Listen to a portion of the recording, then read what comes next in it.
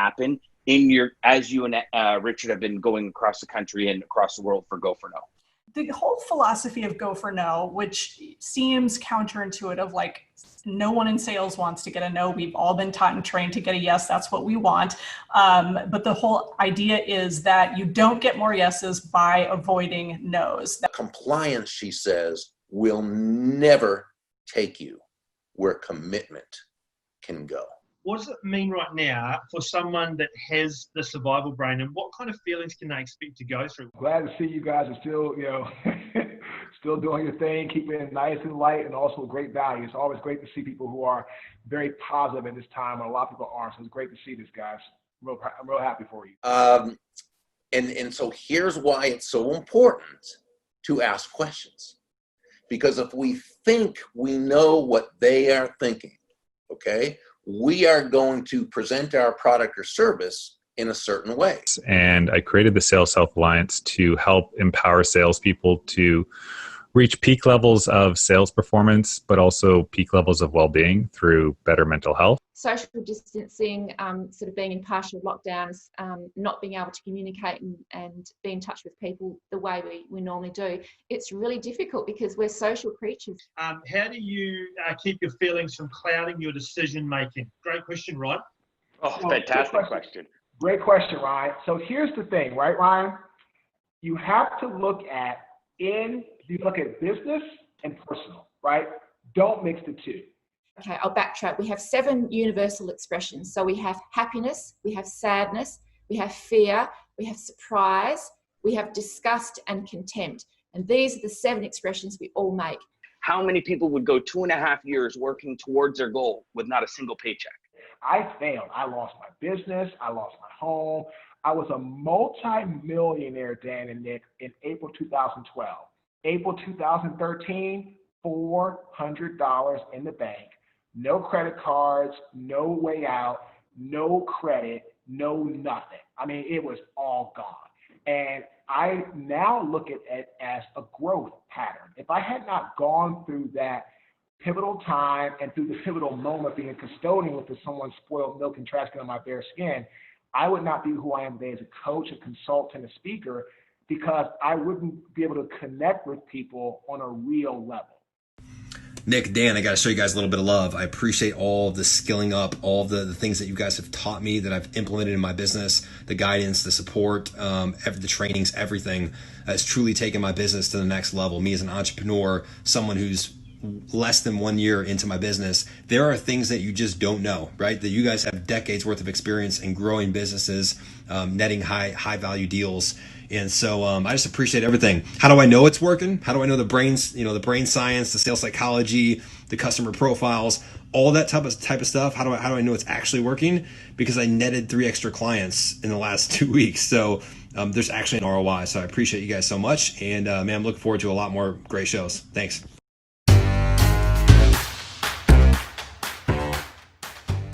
So important. And some of you are probably thinking at this point, my sales isn't really going the way I need it to go, or the way when I've been selling, it's not working. This is where we walk into a dark room and we turn on a flashlight for the first time. We see things we haven't seen in front of us. So Dan, one for me has to be planting the seed, right? I think the next one is EQ, not IQ, looking at routine. We've talked about this a little bit. Finding your rhythm. 3 things you can control and 1 you can't. Which one do you focus on? Work out what we can control, be comfortable with what we can control, and let go of what we can't control right now. And I want to add something to this list too, is to take a break. We get to really understand the context of what might be happening in their world right now. You thought about what would be right for the client. You thought about what would make that easier, and you didn't do it from a point of view of what's going to fill your wallet. So again, Nafad, thank you for sharing that. I really appreciate that. Is there anyone else that wants to share as well? Because this is the time to do that right now. And I'm going to challenge all of you to really, really look at your business and say, how can I make everything zero friction for the customer? So Tyler, you're on the exact route you need to be on in trying to create that zero friction for that customer in the middle. If you do everything, you're going to see huge leaps and bounds. So one of the things I talk about a lot, guys, is be easy to do business with. So yeah, so your first, see, you guys see what I'm talking about working from home? That's my dog. Can you all hear the dog? Right? So you gotta love a live show, right? You gotta love it. What Nick and I are gonna do is we're gonna actually walk you guys through the big 5 moves, getting clarity on our customer profile for us as the big move. The tasks underneath it will identify all our avatars in every single phase. We're going to have to identify things like what motivates them, what demotivates them, what are their struggles, what are they going through, how do we have a follow-up sequence for them, how do we follow up with them, what kind of questions do we ask them, which way do we connect with them, what kind of articles can we send them, what kind of training videos can we send them to help them get from where they are and build that bridge to where they want to be. That's a perfect segue into using feel, felt, found. Okay, guys. So one of the things that we talk about a lot, is, how can we use these old sales techniques that really work, the basics, right, the foundational stuff, and bring that into today's modern market. We want to be pros in our field. That takes dedication. That takes more work. Feel, felt, found is so powerful. When you're speaking to someone, you can say, I know how you're feeling. All right? You can say, I've felt the same way. You can say, look, I've found the same sort of problems. All it does is conveys the emotive value that you understand what the person's going through. That one routine alone will change your business and life in so many ways. Disc profile is really, really important. So with a D-type personality, it is so important that we understand we need to be brief. And the I personality is the complete opposite to the D. S's are heavily sympathetic. C is a really interesting one again. C is a cross between an accountant and a CFO. If you know what the people are that will buy your product, because that's why we're all in business or all in sales, if you know what they look like, you'll know what you need to say to them and you'll know what they sound like. If I was selling to a D-type personality, I'm going to read them very quickly. I'm going to look at their body language. I'm going to look at the way they look directly at the screen. And I'm going to look at the conversation and how the conversation flows. And I'm going to know straight away that D-type personality, I need to get down to what's going to work for them. And I need to give them choices so they can make a quick choice. Do not let other people's false emergencies take you off of your routine. And also when you're present, Dan, you can look at what you're doing and you can start to pivot and shift a lot easier. Every time you set out to do a task, I'm going to challenge you to ask yourself, will this task work? Will it get me to where I want to go? Is it getting me closer to or further away from my goal? Yeah, look, I mean, obviously you're going to change your approach and you're going to look at what you can do differently. I would be looking at doing some research as well as trying to work out, what does that ideal sort of person look like, and how would I be best to reach out to them? Process, I had a 62% connection rate. Ryan, who had to jump off because he had a meeting, he was at a 50% connection rate. 50% of the people he contacted gave him an interview on Zoom, gave him a meeting on Zoom. 50% just because it was different. We connect that way, and from a business talk, it goes to a personal talk, and down the road, it comes back to a business discussion. 100%. Listen, the reality of all business, it's not logo and logo. You do not work with any of your customers' logos. It is the people that are synergistic. The people, when they connect, that's when real business is done. I mean, think about that for a second. And sometimes that hits you. Okay, let me run with this. I've got to come back to what I want to do, guys, which is doing business. Right? I keep on saying this. We all just need to keep doing business. So if we look at doing business, when I'm dealing with a direct D-type personality, and I've picked it and I've read it straight away, I'm asking them things like, how are they going? How's their business? Are they still operational right now? What are they doing that's keeping their business moving forward? Because that's what they love.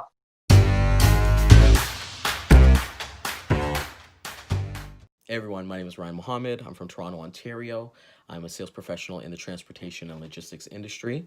I'm currently enrolled in the NRDD television show with Nick Redstone and Dan Deegan. It's must-see TV every Tuesday. I personally look forward to all the new episodes that we go through together. During these current times, it's hard for sales reps as myself to not get down of a lot of no's or what's essentially going on in the market. Doesn't matter which industry that you're in, and both Dan and Nick, they take the time every week to go through from the beginning, and that's what I appreciate. They didn't just expected everybody to be at a certain level.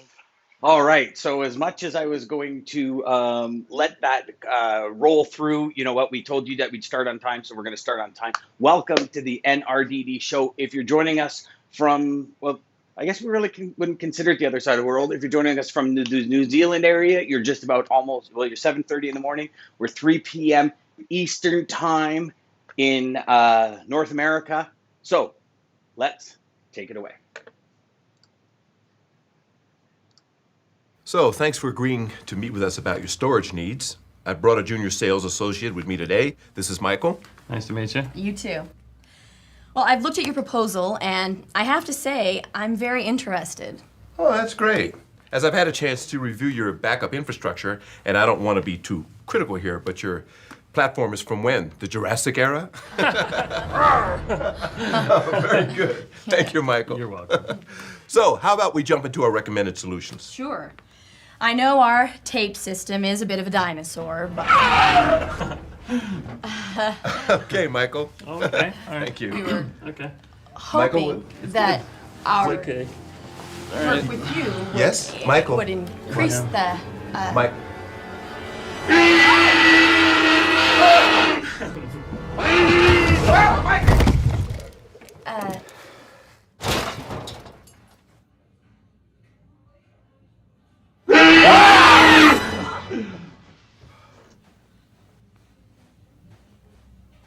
So, do we have your business? No.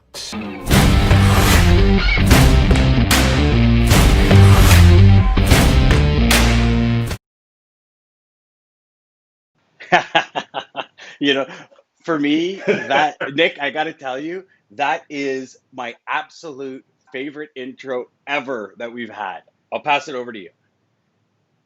Yeah, thank Dan. Brother, I love that intro, right? And we did this in season 1 of the NRDD show, and I just wanted to, we wanted to bring it up again for season 2. It's just such a good one. In season 1, we brought up the subject, guys, of survival brain.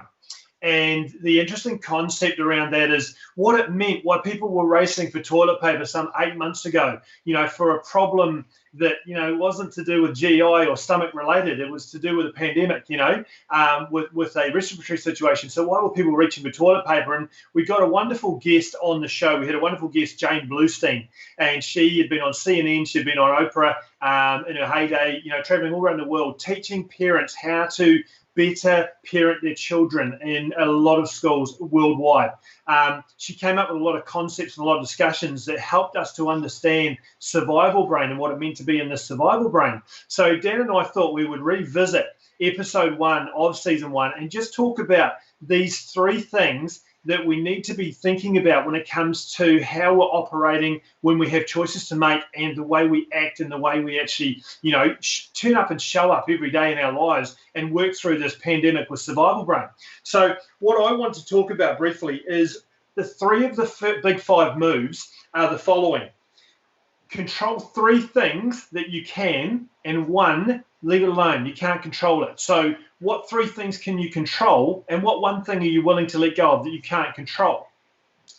Planting the seed. When you're having a conversation with someone, how do we effectively make sure we're planting a seed or planting some information in their mind that will help them to think about next steps or things that we want them to do for us or things that we want to make happen in the process we're working with them? That's called planting the seed. And the one of the other 5 top moves was simply don't sweat the small stuff. There's so much going on right now, and we tend to sort of look at it and go, everything's a problem, this isn't working, that's not working. But we need to get to a point where we start to understand we can't constantly sweat the small stuff. There's bigger problems right now, right? So I want to break this down for a second before I throw it over to Dan, who does a fantastic job of presenting this in some sort of great, diagraphic form or something. If we look at 3 things we can control and 1 we can't, look at 3 things in your life that are going on, that are taking place, that are important to you. Note those down on a piece of paper and make mention of what you can do to control those things. note on the other side of the piece of paper one thing you simply can't control. Sometimes it's the weather, sometimes it's this pandemic we can't control. For example, we can't travel, but we can still travel with our family or with our colleagues and that sort of thing. We can still do that domestically. We just can't do it internationally like we were, or like we used to be able to. So the really key thing with this is looking at 3 things that you can control and noting down what those aspects are and how you'll get around those. Like, see, Dan's just flashing up the screen now to bring up his presentation for this. But let's focus on the 3 things we can control, not the one thing we can't. Because what I tend to find is so many people focus on the one thing that they can't control. They get tied up, caught up. They don't move the way they want to. They don't move as fast. They don't get the results they're looking for because they constantly focus on the one thing they can't control versus the 3 things they can control. So, Dan, you want to walk us through that for a second, mate? Sure can, Nick. We have got some comments going on, but we're looking over here, and I'm coming back to this now.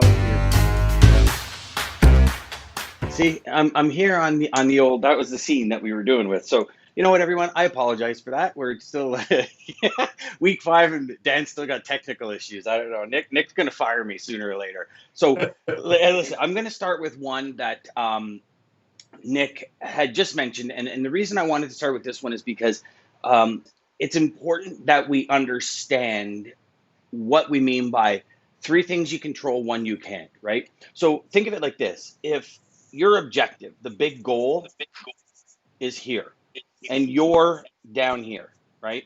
And your route that we talk about all the time, the bridge that we need to get there, is this way. Now, what's going to happen is in here, there's going to be those obstacles can't control. Okay, so all of those obstacles, as you know, in sales, come this way.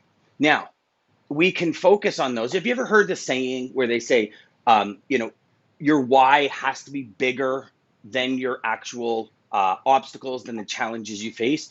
Well, here's something I want to show you. When I was a kid, G.I. Joe used to say, knowing is half the battle.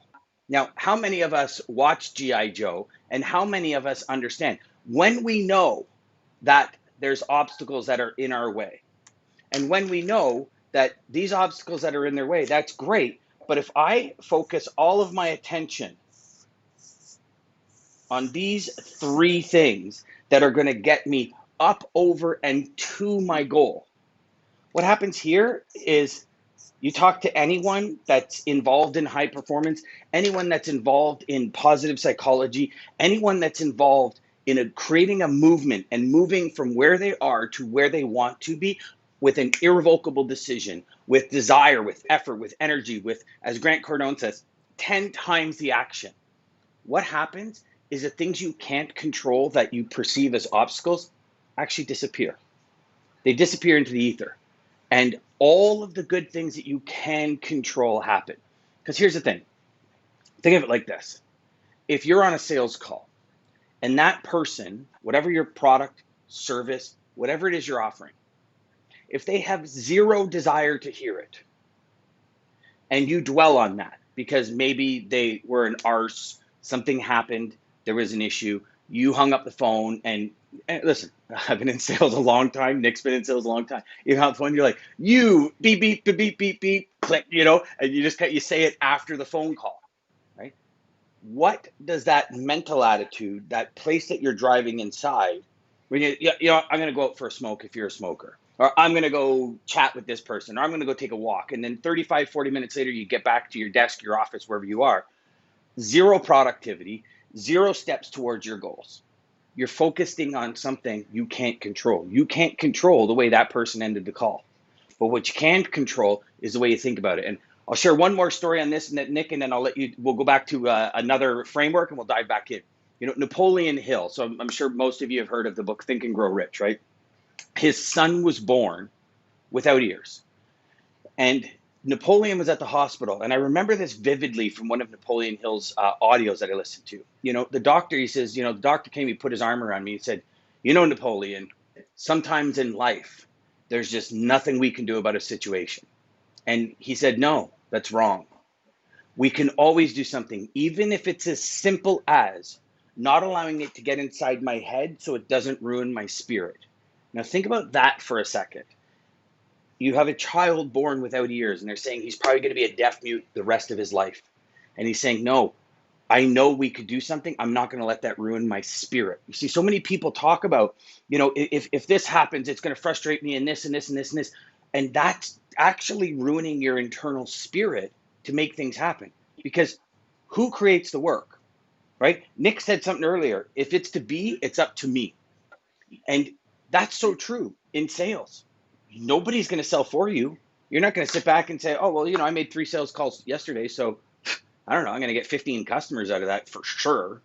Nobody's going to do that. It just doesn't work like that, right? So think of that for a moment. Knowing is half the battle. When if you focus on the things that you can control and you completely disregard the things you can't, other people's attitude. We have a comment here where, Haley, I'm going to find your comment here. Effort, attitude, and outlook. 3 things you can control. Effort, attitude, outlook. I love that. Nick, passing it over to you. Yeah, love it, Haley. And look, let's get really honest with ourselves, guys, because this is an important part of how you really get through this type of time frame, right? We put out a replay for one of the previous shows where we had Laura Nutt on the show in our first guest hot seat. And the feedback from that replay was absolutely sensational yesterday, and I thank all of you. But what I learned from that is this. There are a lot of people right now that just want to learn 1 or 2 key strategies to be able to do things a wee bit different. Well, if you're in sales, I want to share this with you. If you're in sales and you look at your sales pipeline, or you're in business and you look at your revenue pipeline coming in for the month, you can't control when the customers make their decisions, because they will make their decisions on the time frame they're working on. You can influence it, don't get me wrong. You can't specifically control it. But what you can do is you can look at your entire pipeline.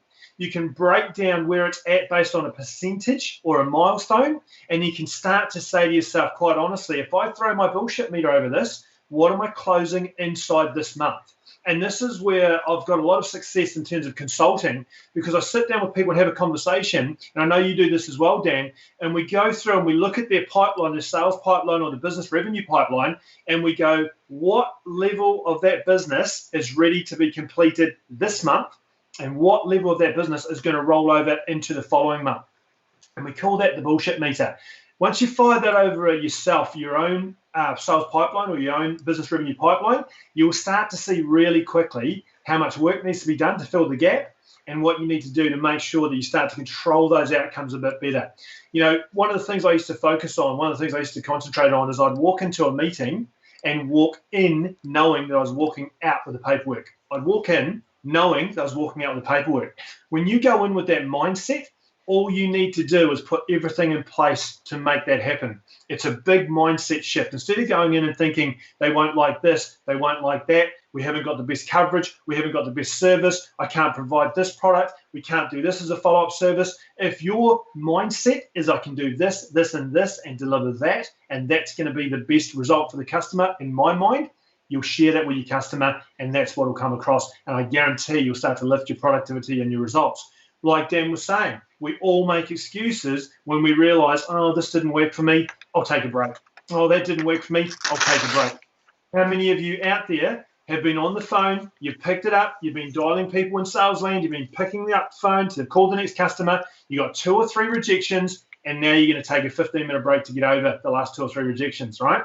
So one of the things that I talk about quite a bit here is I can either let it throw me or I can let it grow me. All right, I can let it throw me or I can let it grow me. If you work with a mindset where you say, no, this pandemic's going to throw me, this is not going so well, that's not going so well, it's going to be tough for you, right? You'll struggle.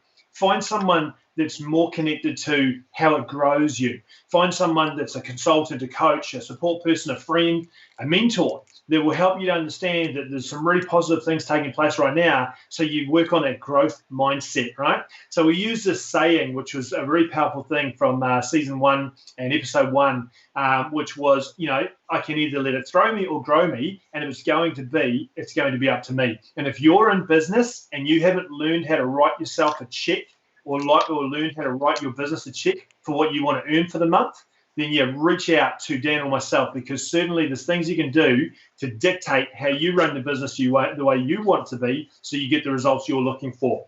And that is a perfect segue into what Dan and I call the second big top 5 move, which is planting the seed. Learning how to plant seeds with your customer, prospect, or person you're having meetings with so that you can actually get in their mind prior to meeting them, or while you're sitting presenting to them, you're presenting information that are like seeds that are growing in their mind that you're planting. Dan, show them how it's done, brother. So when it comes to planting the seeds, what I want you to understand is call this the seed. And a lot of people say, you know, Dan, when we plant seeds, we have to make a phone call. When we plant seeds, we got to get a meeting. You know, I remember when I first started in sales, somebody had said to me, oh, you know what, you need to plant a seed so they remember you. And I said, okay, perfect. What do I got to do? And they said, wear a yellow tie. And I went, really? That's all you have to, like, we're talking 27 years ago. Great sales training. They said, wear a yellow tie. And the method, and I shouldn't actually say that. That's a little too on. So the method is have them remember you, right? So when we think about that for a second, we look at where we are in today's world. And if the seed is this that you want to plant, sure, you have one, which is a phone call, right? You have two where I would say you can share an article, right? Three, if you're on, well, obviously you're on the social webs out there because this is where you're watching this. So maybe you do a social post. Now, these come in all forms. You can do, you know, a social post about your company, but not in a sales process and more of a, hey, this is how we've helped X customer do something. You can do a social post about a prospect. So you can, you know, find an article, go to Google, tag Google Alerts, type in that customer's name and create a Google alert, or that prospect's name, create a Google alert for you. So then anytime something's posted, you can take that, you can take a snippet from that article, post it, tag the company, the individual that works at that company that you're trying to get business from will see it because they're obviously going to be most likely going to be following their company. You can then go in and you know, write an article, industry article. Now, when it comes to these social posts and articles, one thing I do stress when you're planting seeds is always have your view, right? And here's the thing, the people that we're trying to plant seeds with, they might not always see our view, and that's fine. But you have to have your own view. You have to have the way you see something as your reality. Because if you don't, you're just a salesperson. And I'll give you a perfect story to this. Back in 2008, when the economy collapsed, I started a website called Little Conversations Today, where I would interview New York Times bestselling authors. I'd read books and interview authors. I'd watch videos on YouTube, connect with people and interview them. I landed more customers in 2009, 10, and 11 from that website because people Googled me and they found that website and they said, wow, Dan's not just a salesperson. So I urge you to break out of that just a salesperson bubble, because here's the thing. We talk about it a lot on the NRDD show where we talk about share of wallet. But what customers hear when you call is, this is somebody that wants my money. And you have something else, have a different angle to you. And that's where your own individual perspective comes into play. Okay. So then we continue. Okay. And maybe some of this is a video message, right? Some of you that I've connected with on LinkedIn, some of you might see that you would get a video message from me. Some of you might get a text message. It all depends on what's going on in that day. I know our good friend Marcus Chen, both Nick and I, every single person he connects with, it's a video message every time, all the time, right? What else have we got here, Nick? We've got add value to the prospect's post. What do we mean by that? You know, one thing that Nick has taught me over and over again is it's that authentic, ethical value add. It's not a, hey, yeah, great job, I look forward to it. It's, what do you really think of it? Can you add anything constructive, relevant, of value to the conversation? So right now, we've just given you 5 different ways to plant seeds, right? So the usual sign when we're saying just plant a seed now comes in 5 different formats. So what if you made a phone call, posted an article about customer service, maybe even in the background connected with the individual, posted a post on their company, Also sent that individual, once they connected with you, a video message saying, hey, how are you? I really appreciate it. And then added value to a post that them or their company did. Now you've got 5 seeds going into one. And what's the overarching value, the overarching economics that comes with farming, with planting seeds, is you plant 1 seed. How many crops do you get? A ton. That's the overarching value. Nick, back to you. Yeah, that was really awesome, Dan. And look, when we're planting the seed, guys, don't look past that value in commenting on someone else's post. I'm not paid to say this, but Sales Navigator, if you're not using it on LinkedIn, is such a powerful tool. Not only does it show you who has liked your post, not only does it show you who is actually following you, not only does it show you who is doing relevant content to what you're posting, you can go into their posts, you can see what they post regularly, you can then see what they're known for on Sales Navigator, you can go out to them personally in an email, and then you can start having a conversation with them. And what I have found, the value in this for me has been this: it is authentic, it is a real-time conversation that people can relate to. Dropping something in a DM, we get them all the time, guys, the old Bitcoin welcome or the hello. There's no value in it. So think about when you're on a post and you're commenting on someone's post, do you just push like because it's easy and then go, great post, man, or great post? Or do you go back and think about what it is they're saying in their message, put on there, hey, this is an awesome post and it was really relatable for me because of this, this, and this. All of a sudden, you will spike the intrigue of the person you're dealing with. Now, I have done this many, many, many, many times. In fact, it's how I got Dan to want to bring me over to America and in Canada when we were going to do our HBS Summit last year, simply because I was on a post and Dan had put out a post and I put on the bottom of the post, actually, it's really important that we think about the fire in the belly. And Dan came back to me and said, hey, what's the fire in the belly? And, 12 months later, we've got a great friendship and we're working as business partners together. What was fire in the belly? The fire in the belly was you have to have fire in the belly to keep on making sales, to keep that sort of grit and the grind working every day. You have to have that fire in the belly, because as soon as you lose the fire in the belly in sales, all you sales guys out there will know this, you've lost that want to go out the door and to write your own check. You've lost that want to go out the door and sign your next deal. And it's hard to get that back when you lose the fire in the belly.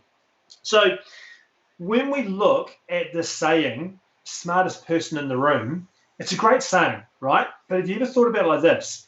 You may be the smartest person in the room, but you might be the thickest too. Now, what I mean by that is this, interesting concept to think about here, right?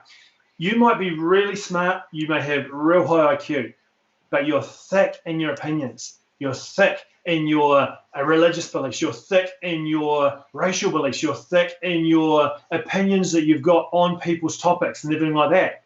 When you're sharing your comments, do you share value or do you share your own opinion? Because they are not the same thing. Now, sometimes I'm about to do a series coming up on personalities and how we use our different personalities to morph into being more relatable and coming across in a more authentic way or a more unauthentic way, but the best way possible to be able to relate to someone. Now, if we just go out to someone and hack away in their comments with our opinions, we won't be very relatable. It will be hard to do business. If I walked into a business meeting and I sit down and I let the person know when I have a point of difference and a point of conflict with them every single time, it won't be a very good meeting, guys, right?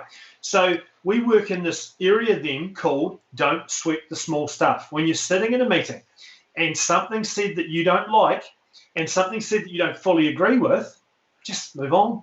Sometimes that's going to happen. Sometimes you'll be sitting with a prospect, they're going to say something you're not going to like, they're going to test you even, and you've got to decide, do I address that or do I bypass it? Do I move on?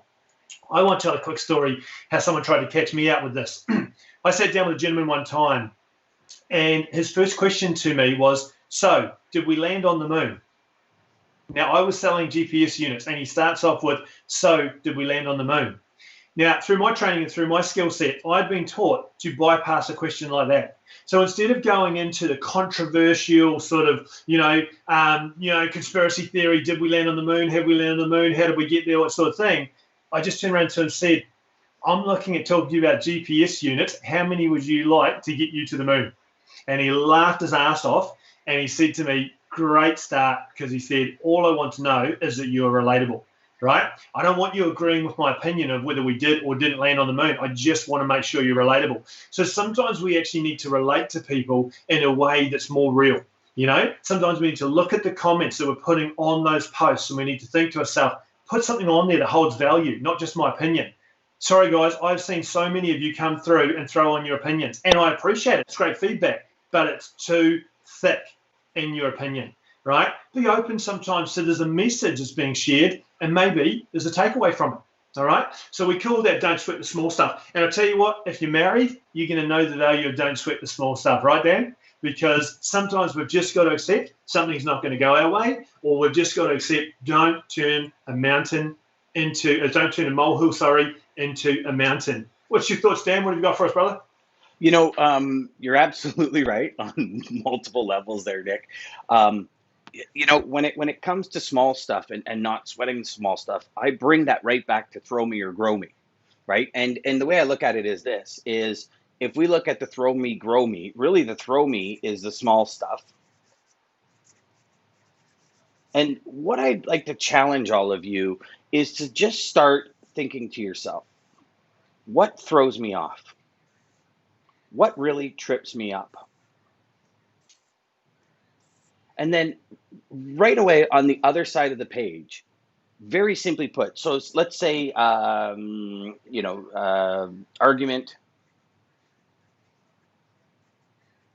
with, say, supervisor. Okay, now that argument with the supervisor, how can that argument grow you? Right? Because there's always a polar opposite. You can't have an up without a down. You can't have a good without a bad. How would you know a good paycheck if you never got a bad paycheck? You would never know. So there's always an opposite to each and every action. There's a reaction. So if we had an argument with a supervisor, how I would look at, and oh yeah, that's right, I still got my little picture right here. Hi. I would look at saying, okay, the appointment with the supervisor, how can I let that grow me? Right? So I can remember vividly one time me having an argument with my boss at the time. And I went back into my office and I went, you know what, screw this. I'm done. I'm not dealing with this. I kind of lazied around for a couple hours and I left for the day. And then I went, as I'm driving to work the next morning, I'm thinking, okay, what's on my agenda today? And I'm like, oh my Lord, I lost an entire day's productivity because I allowed my supervisor to get under my skin. So if you have an argument with a supervisor, how can you allow that to grow you? If the argument is, hey, you know what? Production's not where it needs to be. That email wasn't proper. I don't know. One time I put a note of office that I thought was pretty funny. Nobody else did. So whatever that argument is, reverse engineer it, as Nick and I talk about quite a bit, and figure out how can that situation grow me, and go through your list and say, how could this grow me? Because the thing is, this is really where we want to be, right? We want to be here. We don't want to be over here and just kind of, that person, where they say that sometimes, you could be that person that when they walk into the room, that says, I'm here. Or when they walk into the room, everybody says, there he is, or there she is, right? So, you want to light up a room when you walk in. You don't want everybody to walk out. So that throw me piece, Nick, I really, when we were talking about this the other day, it really got me thinking, how many times do we allow situations in life to throw us instead of sitting down and saying, how can I grow from this? And, I think probably the most famous one lately for me anyways, Nick, and I'd love to get your take on this before we get going for the day, is when this pandemic actually hit. I'd been using Zoom for so long, and in doing my sales training, coaching, and executive training and stuff. I never thought to get stocks of Zoom, because if I had got stocks of Zoom, when it got up and I sold, I'd be a millionaire right now. And what pandemic? You and me both, I don't know. Yeah, I know, right? But thing is, it was like, okay, how can I grow from that experience, right? Okay, now when things happen in life, I start stepping back and taking a holistic 360-degree view of what's happening. So I've done that in business, I've done that in personal, I've done that all across the board. And one little thing that I went, why wouldn't I have done, right?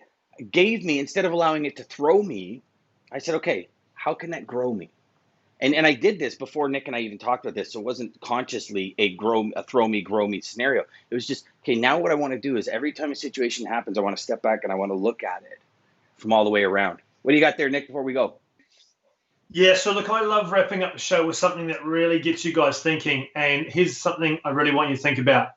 So the throw me and grow me thing, we're going to talk more about coming up because I think it's really valuable. But if you're the kind of person that's sitting there right now and you're seeing this value coming through week after week after week, or you're sitting here right now and you're going, I get it, but I don't know how to implement it, reach out to Dan and myself, all right? It's sometimes as easy as understanding how to implement something. I can say something to someone and they can go and look at it and they can sit down and work out how to do it, but they don't implement it. The key is implementation. And I want to leave you guys with this, right? I've been working with psychologists now and speaking to people all around the world, top class people that believe this one saying, right, that I learned years ago. There is truly only 2 ways to deal with every person in life. Doesn't matter what your personality is. There's truly only 2 ways to deal with every person in life, negatively or positively. The choice is up to you.